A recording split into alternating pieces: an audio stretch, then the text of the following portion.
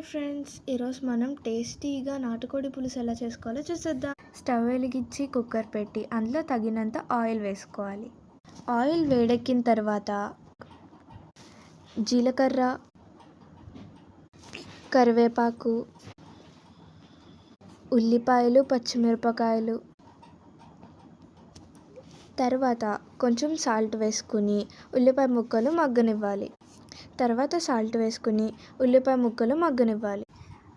ఉల్లిపాయలు golden brown వచ్చే వరకు వేగనిచ్చి తగినంత అల్లం వెల్లుల్లి పేస్ట్ వేసుకుని మనం ముందుగా కడిగి పెట్టుకున్న చికెన్ పీసెస్ తరువాత పసుపు వేసుకుని వేగనివ్వాలి. కొంచెం మూత పెట్టుకొని మగ్గనివ్వాలి. తరువాత తగినంత కారం వేసుకుని మగ్గనివ్వాలి.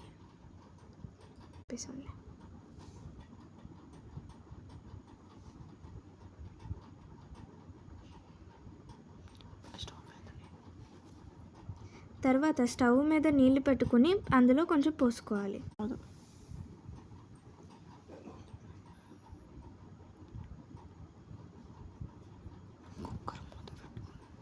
తర్వాత కుక్కర్ మూత పెట్టుకోవాలి. 3 విజిల్లు వచ్చే వరకు మూత పెట్టుకోవాలి.